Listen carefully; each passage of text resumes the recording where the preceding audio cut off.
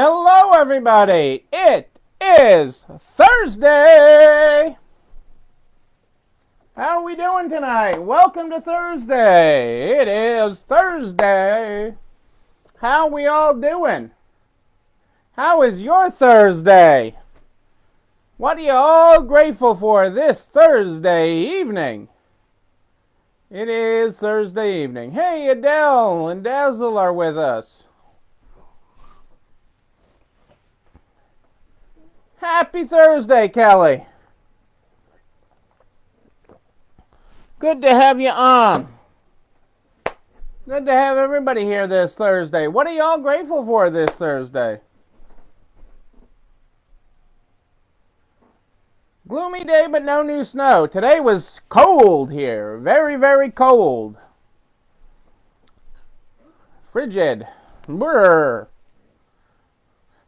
Get by the fireplace cold. It was cold. I don't know what we did for business. Today was the first day of our progressive sale. Hey, Kitty, great to have you here. Hey, I like a smart and fun accountant. Hey, Jennifer.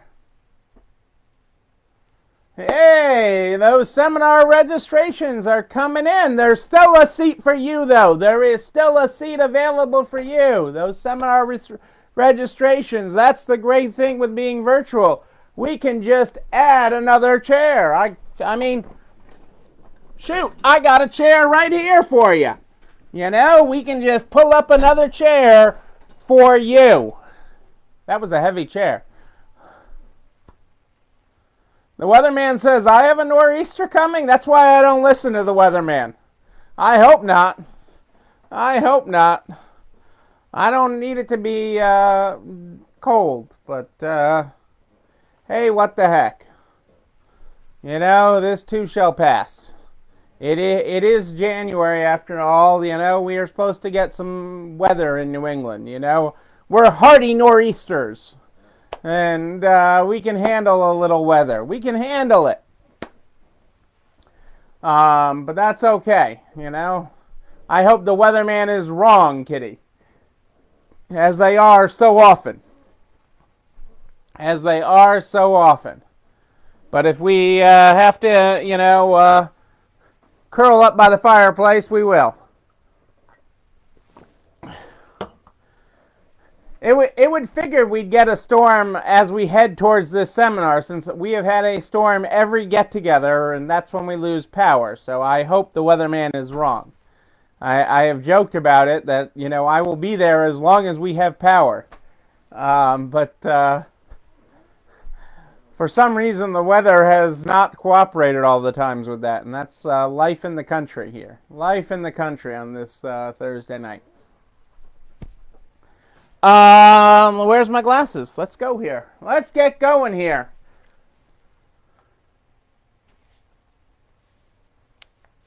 Yeah, I bet. You know, it doesn't take much, especially when it's really cold, for it to be a pain in the neck to clean up. You know, we're lucky that we had ours this week, you know, a few inches, and but then it was warmer, and so it cleaned up fairly easy in the whole scheme of things.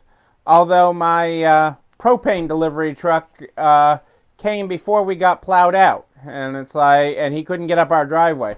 My plow guy came and he's like, somebody tried to make a delivery. There were huge ruts in your at the edge of your driveway.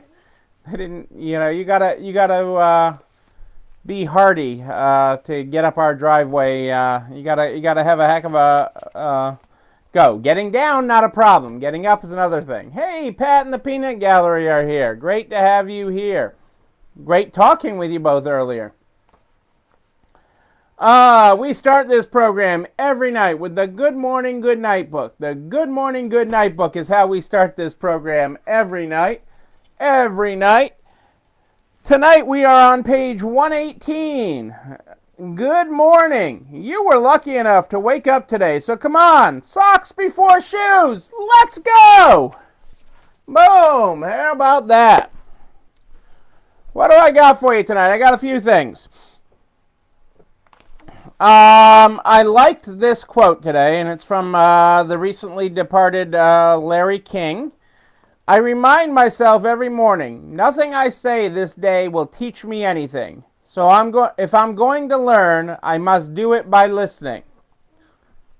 I remind myself every morning, nothing I say this day will teach me anything. So if I'm going to learn, I must do it by listening. That is from Larry King, folks. I got a few other things here, and then I'm going to get into what I wanted to talk about today.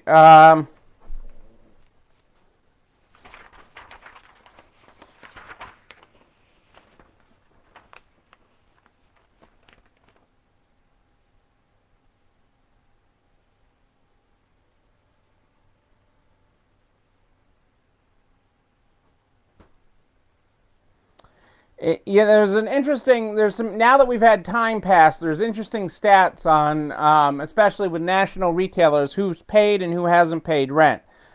In the second quarter of 2020, the number one on the list of the only numerical named retailer on the list, 24 Hour Fitness, was at the top of non-paying renters. The fitness chain just paid just 8% of its rent, while supermarket chain Albertsons paid 99%.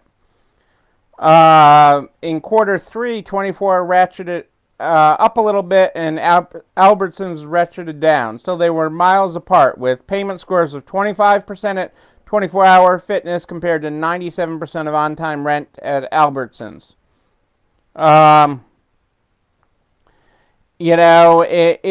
And they did this alphabetically. If you move to the L's on the list and find a matchup that sums up the mightily different impacts weathered by apparel chains and takeout restaurants during the pandemic, in quarter 2, Lane Bryant basically paid no rent, less than 0.25%, while the next brand on the list, Little Caesars, paid 95%.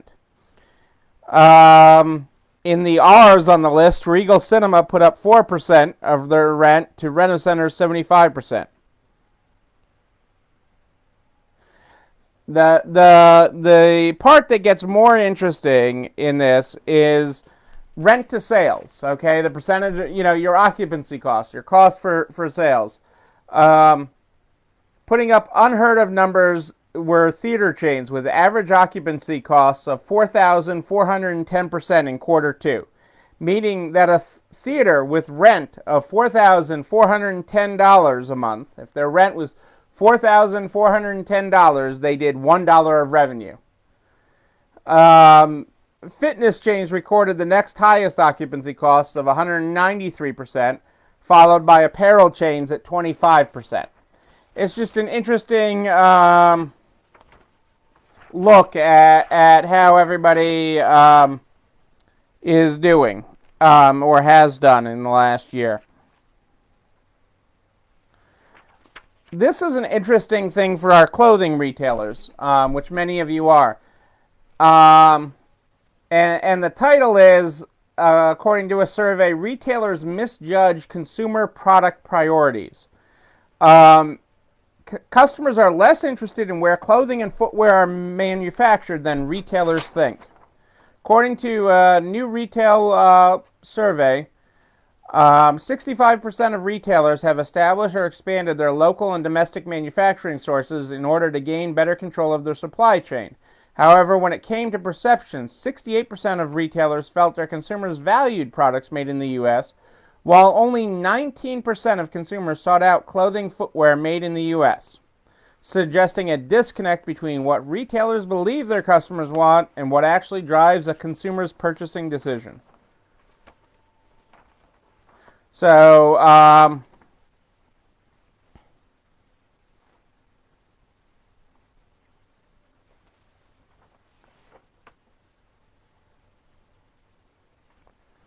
but consumers are still saying they prefer to shop in store given the choice, especially for clothing and footwear. And that's really one of the big things. Hey, Joanne, great to have you here. One of the big things that's facing apparel, and you know it, as this brand size large, fits like this, and that brand, there's no standardization. You have these sizes, but size doesn't mean how it fits. And that is something that apparel is really having a hard time with, and results in huge amounts of returns in apparel. So they're trying to get a better standardization on that, and I don't know that they're going to get anywhere with that. But that is a topic that is out there. It's certainly being discussed as one of the reasons why so much apparel is returned. Okay, because there was obviously something you liked about it when you saw it on your screen and you bought it. So how can they make you want to keep it? It's got to be able to fit your body, your way better. And especially across brands, that's very, very difficult. I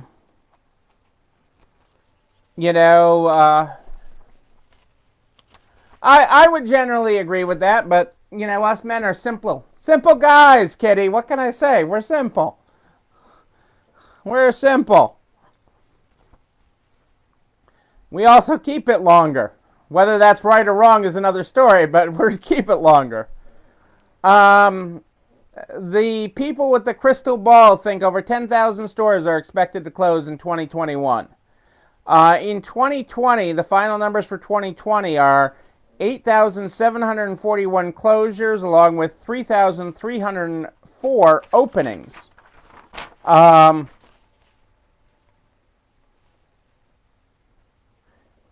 10,000 would be a 14% uptick from 2020 levels. And the 2020 numbers were down from 2019, where during the time where there were 9,832 closures.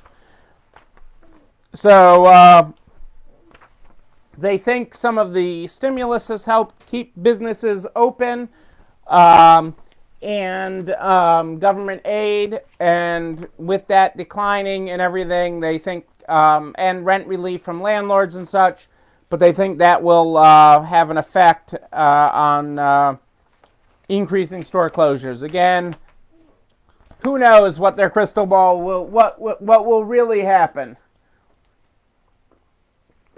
I'm not a big believer in the crystal ball of making those guesses now. So I've talked about the $15 minimum wage, and that is that is hot to trot in this new administration, and is starting to see the light of day in Congress. So the Raise the Wage Act, which is separate from President Biden's $1.9 trillion plan, which also includes raising the minimum wage. So they're basically parallel. Hey, Linda, the Linda light is on. Turn on that Linda light. So the minimum wage bill that's part of the $1.9 trillion plan of President Biden is also now a separate bill, standalone bill. Again, there's going to be a lot of work to get this through. Eventually, it is going to get through one way or the other. The $15 minimum wage is coming. This is what it looks like. The minimum wage would rise from, the federal minimum wage would rise from $7.25 to $9.50 per hour on the first day of the third month after the date the law goes into effect. So after the date the law is signed, the first day of the third month after the law is signed, the minimum wage would go from $7.25 to $9.50.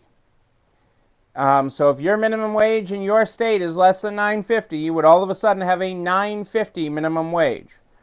1 year later, the minimum wage would increase to $11 an hour, a $2.50 increase. So within 1 year, you could be at $11 an hour. If you are not at $11 an hour now, within 1 year, you could be at $11 an hour. 2 years after the effective date, the minimum wage would go to $12.50. 3 years, it would go to $14. Finally, 4 years after the effective date, it would be at $15 an hour.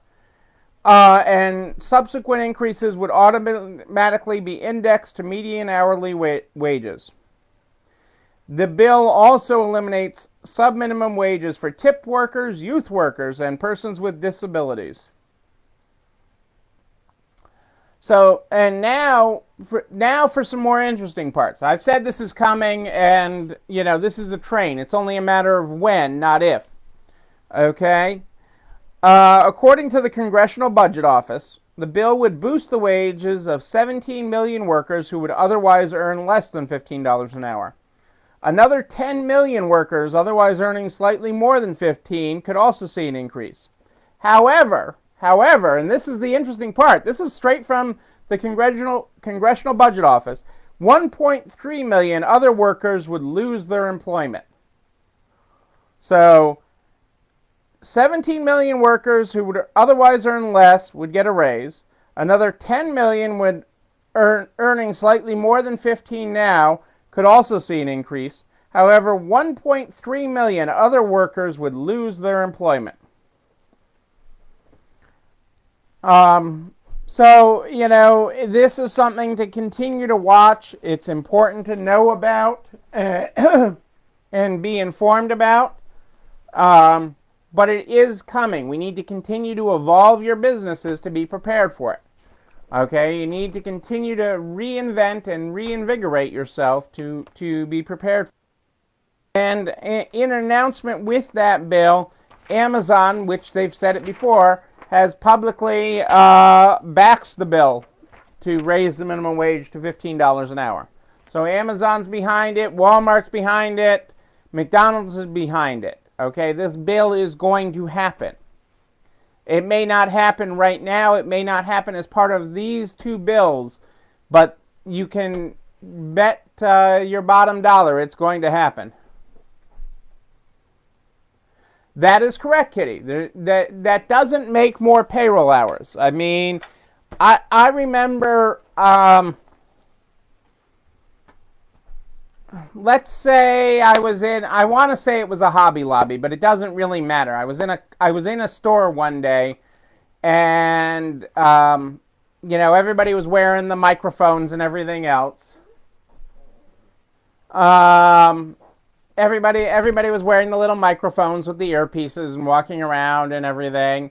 And management announced that everybody was getting a raise, okay? And, that they raised the minimum wage for that company. And at the time, I don't remember what it was. It might have been to $11 or $12 or whatever they raised the starting wage. And everybody was getting a raise. Proportionally, if you made that wage already, you were getting a raise. Everybody was getting a raise. And you heard the excitement. And, in the store of all the associates that were working at that time got excited. And then there was that other associate who was just a little bit smarter. And does that mean we're all still going to get and ask the question? And it's going across the mics, they're all talking. And I'm there in the store shopping. And does that mean that our hours are going to stay the same?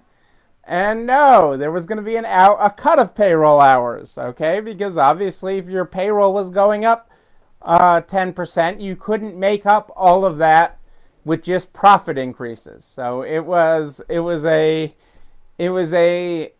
great lesson for all those people, that there are trade-offs with all of it. You're making more, but there's less payroll. There's less hours because the payroll total stayed the same.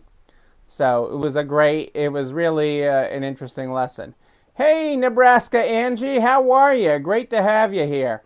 Yes, Amazon is already hiring at 15, and they did that push. Bernie Sanders bullied them into it, and then they became for it. It is a vicious cycle. They don't say where those go, but yes, they're there's always more to the story, and trying to fix the bigger picture, I can't, okay? This is going to happen, folks. This is going to happen. So what you need to do is be preparing your business, whether it happens this year. I mean, if it happens in this bill, you're talking in 3 months, 3 months, a 2.25% raise to the federal 3 months from now. If this goes into effect in the bills they're pushing through. And they're pushing these bills through because of COVID. Okay, if this is attached to one of the COVID bills that gets pushed through, okay, you are talking in a year going from 14 months, okay, 15 months, excuse me. In 15 months, you will have gone from $7.25 to $11, okay? And you'll have all the proportional raises depending on where you are in the country. You know, a lot of northern states are already at higher minimums than that to begin with, but a lot of southern states aren't. So, you know, it'll be something to take into account. The bigger guys that are advocating for it now and trying to sound like a champion of the people, the Amazons and the Walmart, they're using automation to eliminate payroll. Okay, to eliminate the need wherever they can for employees. So that automation is how they're saving the money. What automation, what steps can you save in your business to continue to refine your process? You've refined it so much already, but what can you continue to refine to grow your way out of this and get yourself to the other side? And that becomes the discussion point, and that's something to consider. And we will continue to discuss it here because it's so important that you continue to refine and get better at what you're doing. Hey, Jana, great to have you here. So that is a key thing. But no, this is not something that you can say, no, we got to advocate against it. This is happening. That ship has sailed. Okay, it's just a matter of when. I can truly tell you that it is just a matter of when. And it's, you know, ultimately I think it will be good, but I know the pain on top of the pain of this year that it can be. Yep, they cut out, you know, I mean, Kroger is testing, I want to say in Dallas, but I could be making that up. I forget the city. They are testing a cashierless store, a store that is all self-checkout. Okay, that there are no cashiers. You know, it's one of their smaller stores. I forget where it is. I wanted to say Dallas, but I can be wrong on that. You know, you have to eliminate, there's only so much you can afford to pay. And you have to decide what's more important.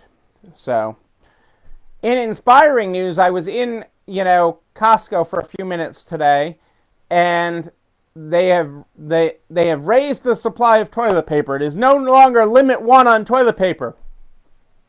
You can get 5 of toilet paper. Okay, you can get 5 big things of toilet paper at Costco right now. You are no longer limited to 1. No longer limited to just 1. You are still limited to 1 on paper towels. Okay? But you can get 5 toilet paper. So I thought that was an exciting thing. To the PPP for a moment. The SBA in the last week, when all the banks opened up, issued $35 billion more in PPP loans in the last week. So that puts them at about 50 billion of the, just under 50 billion, 45 I think, of the 285 billion. So I mean, you know, at that rate, it should last through February and into March. But you know, because this was supposed to be the big week, I actually think next week is going to be a bigger week than this week was because of their problems that they had with their system. But I don't know that for sure. So I say that, but I don't know that for sure. But I know they had a lot of system problems in processing the second draw loans. Even though many of you have gotten them, they did have a lot of a system problem. So I think that this week might be more this time next week they might do more than 35 billion on the week. But there's still that's still over 200 billion available right now. So that's the real key with that. Well over 200 billion still available in the PPP as of right now. With them today too. So yeah, we won't go there to some of the conversations I've had with them today, but there were conversations, but it's all good. We helped each other out.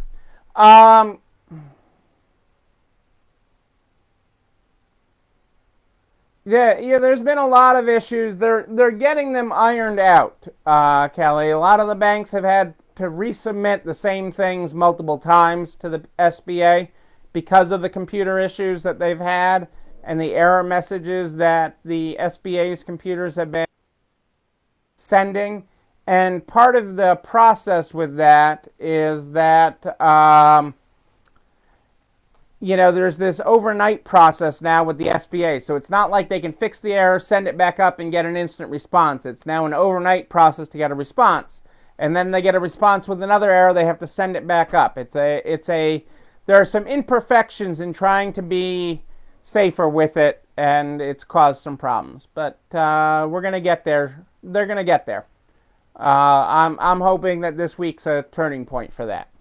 And from the conversations I've had today with our friends at the SBA, optimistic. Let's call it optimistic. And since I've seen and talked to many of you who the money has flowed to and have actually gotten deposits in the bank, I remain optimistic. The big thing I wanted to talk about tonight, again, which we have talked about before, but it was a big topic of my calls today with you guys,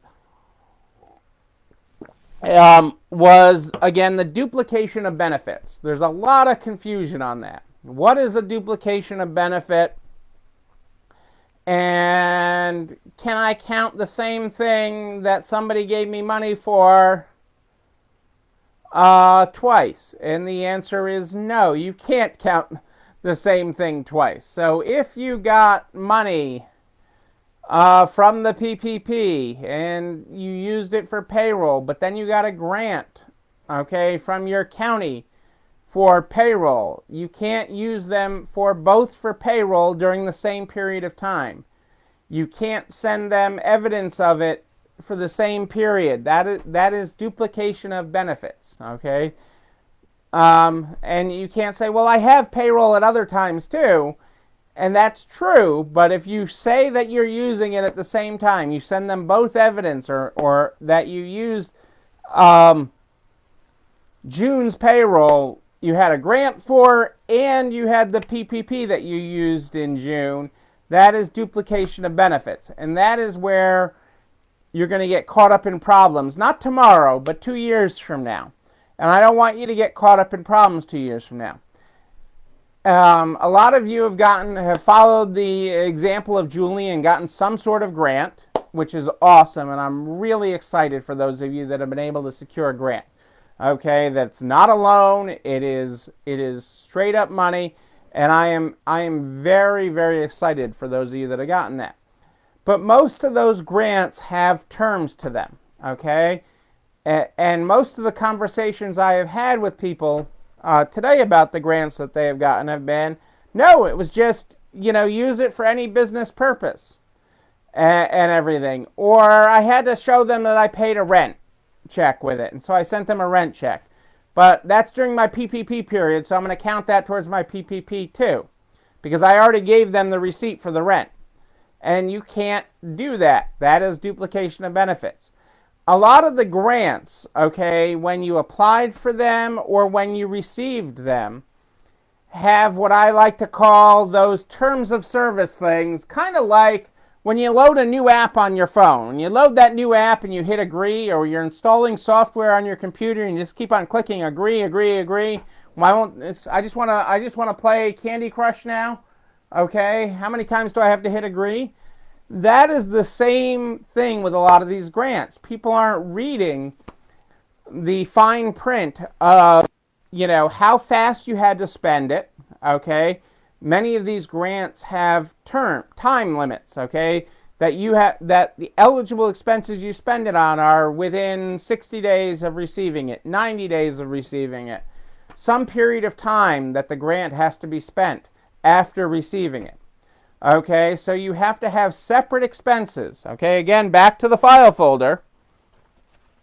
Okay, back to our file folder. In this file folder, you need to have separate expenses for what you use that grant for. Separate expenses of what you use the PPP for. And if you're claiming the employee retention tax credit, separate payrolls that were used for that. Where those three things do not cross. Okay, you can't have the same thing in one of the other piles.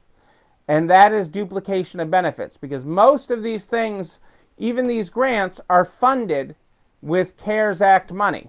Okay, and if they are funded with CARES Act money, or really, it doesn't matter. It's duplication of benefits. That is the low-hanging fruit. When the auditors start coming out and going door to door, okay, they are just going to go in looking for the low-hanging fruit. It is low-hanging fruit to find things where people spent the same thing during the same period of time. And you got a grant, the tax credit, and you got the PPP. And where did you spend it all? Okay? And no, you still can't buy a boat. You still can't buy a boat. Okay? No boats. I did buy spinach dip today, but there are no boats. In COVID relief, there are no boats. And so, how did you spend that money, and how was it different? Okay, how was it different? How was each program spent differently? So that is a super key. And if you're confused by it, I know, believe me, I really do know how confusing all of this is. It's as confusing as to you as, does this shirt go together, is to me. So keep that in mind as you work your way through this, okay? Do not put the same check in two different piles, okay? You can't say the check that I used for rent is the same check I used for rent, okay? You can use different periods if it's allowed under the individual program, and that is part of the hard part to figure out, but it's so important to figure that out now while it's all fresh in your mind. Okay, it will be very difficult, okay, if you don't put this folder together now. If you do not put this all together now, it will be very difficult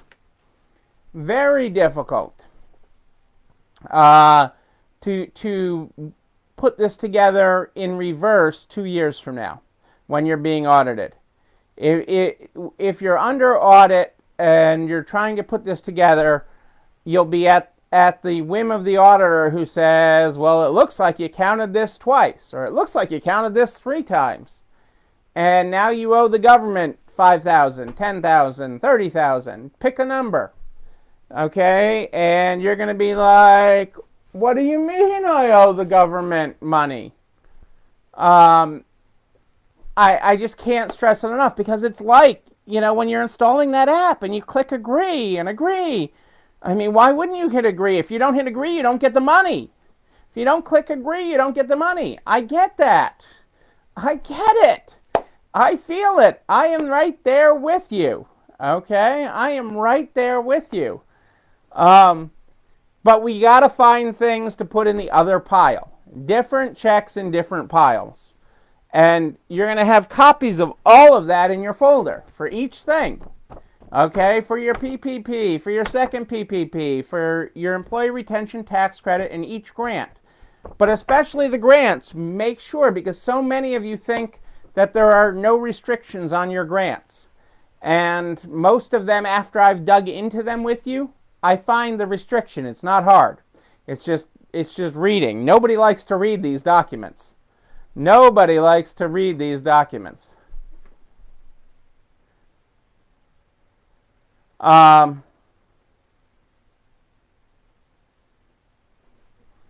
Hey, Mandy, how are you? I love that you putting your folders together. That's awesome. Yes, you retail resiliency, resale resiliency is about adaptation, okay? You adapt. You have to constantly be adapting. That is what makes you innovative, okay? That is what makes you innovative. That's what makes this, you guys, awesome and amazing, okay? You're constantly innovating, and I'm so proud of you for doing it. You're constantly evolving. But yes, you put these folders together and you will not have a problem. You will be calling me and emailing me with the stories of this auditor. You wouldn't believe this guy. He came in and he's like, I'm auditing you. And I was like, no problem. Here's my folder. And he's like, I'm going to the business next door. They don't have any folders. He'll go for the low-hanging fruit. He won't hang along around you. And that is what's so important here. That is why that is so important. And we put this all together for you that way. So that is why I share that, because I've had a lot of conversations about the duplication of benefits today. I again caution, especially the grant. The payroll protection program is pretty cut and dry. The employee retention tax credit of what applies is pretty cut and dry. The grants is where you get into a little bit of trouble on top of it as a third type of income stream. But as long as you're thinking about it, as long as you're documenting now, it won't be a problem. It won't be a problem. And I'm glad you got your PPP there, Mandy. So that is awesome. So that's what I wanted to bring you up to date on tonight. Everything I talk about goes over to narts.org/resalestrong by noon the very next day. narts.org/resalestrong by noon the very next day. It's all over there. All the files, everything that I talk about is there, including a direct link to the YouTube channel. You're not alone running this store, where you can like, comment, subscribe, and ring the bell so you know when a new one drops. You can also share it with all your friends. Butcher, baker, candlestick maker, whatever the industry, we're going to help them get over to the other side of this. Yes, we are. We take all comers.